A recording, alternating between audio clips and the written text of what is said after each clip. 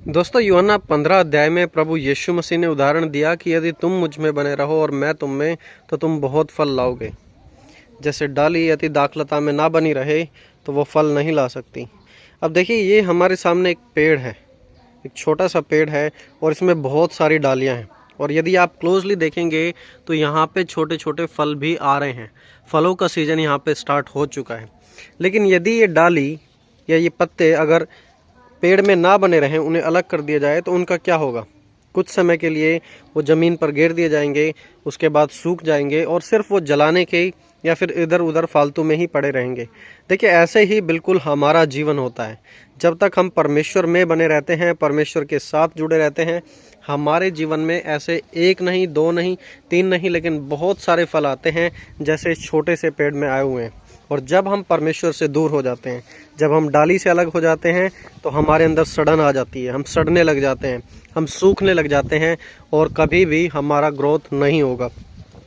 अब ये चीज़ बहुत सारे लोगों को पता तो है पेड़ के एग्जाम्पल से, लेकिन लोग फॉलो नहीं करना चाहते।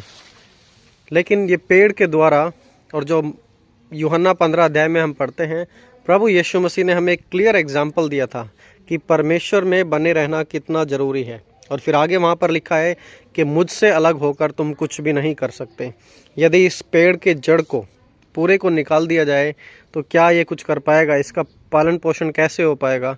बिल्कुल भी नहीं हो पाएगा। या फिर इन पत्तों को, यदि इन फ्रूट्स को अगर वहाँ से निकाल दिया जाए तो क्या होगा? कुछ भी नहीं होगा। ये कभी भी, ये जो फ्रूट्स हैं वो बढ़ नहीं पाएंगे, क्योंकि ये जुड़े हुए नहीं हैं। देखिए, बिल्कुल एग्जैक्टली ऐसे ही हमारा जीवन है। जब हम परमेश्वर से जुड़े होते हैं, परमेश्वर के साथ बने होते हैं, तो जीवन में फल आते हैं, क्योंकि परमेश्वर हमारी छटाई भी करता है और छटाई के द्वारा हमारे जीवन में फल उत्पन्न होते हैं। तो यहाँ पर एक खेत में हूँ मैं फ़िलहाल, और मैं आपको एक एग्जाम्पल देना चाहता था और साथ ही साथ बताना चाहता था कि किस प्रकार हमारे जीवन में परमेश्वर के साथ बने रहना बहुत ही ज़्यादा ज़रूरी है। सो दोस्तों, आई होप कि इस छोटे से मैसेज के द्वारा आपको प्रेरणा मिलेगी, आप उत्साहित होंगे कि क्यों परमेश्वर में बने रहें। राजा दाऊद हमेशा परमेश्वर में बने रहने के बारे में बातचीत करते थे। हे यहोवा, तू मेरा सिंहासन है, तू मेरा गढ़ है, तू मेरा परमेश्वर है, तू ही मेरा सब कुछ है। आज आप सोचिए अपनी ज़िंदगी के बारे में। आज आखिरकार आपकी ज़िंदगी कैसी चल रही है? क्या आप परमेश्वर में बने हुए हैं?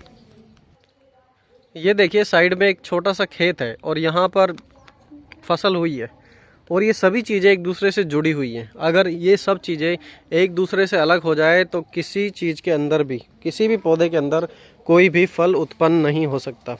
दोस्तों, बिल्कुल एग्जैक्टली ऐसी हमारी ज़िंदगी है। इसलिए हमेशा परमेश्वर के ऊपर निर्भर होकर, परमेश्वर को अपने जीवन का स्रोत मानकर हमेशा आगे बढ़ना है। वचन में लिखा है, हे परमेश्वर, जीवन का मूल स्रोत तो तू ही है। जब परमेश्वर जीवन का मूल स्रोत है, परमेश्वर के पास ही ज़िंदगी है, तो फिर हम इधर उधर क्यों भाग रहे हैं और क्यों परमेश्वर में बने रहकर अपनी ज़िंदगी को नहीं जी रहे? प्रभु यीशु ने साफ कर दिया था इस चीज़ को, जो आज हमें समझने की ज़रूरत है। उन्होंने बहुतायत की ज़िंदगी के बारे में सिखाया। मैं तुम्हें जीवन देता हूँ, बहुतायत का जीवन देता हूँ। चोर चोरी करने, घात और हत्या करने आता है, लेकिन मैं जीवन देने आया हूँ। Jesus was preaching about life, कि मैं मुर्दों को जिलाने के लिए आया हूँ, मैं परमेश्वर के राज्य का प्रचार करने के लिए आया हूँ। उनका जीवन हमेशा ज़िंदगी से भरा था, जीवन से भरा हुआ था। आज आपकी ज़िंदगी कैसी है दोस्तों? ज़रूर सोचें अपनी ज़िंदगी के बारे में और नीचे कमेंट्स में ज़रूर बताएं कि क्या आपको ऐसी एग्जाम्पल वाली वीडियो पसंद आती हैं।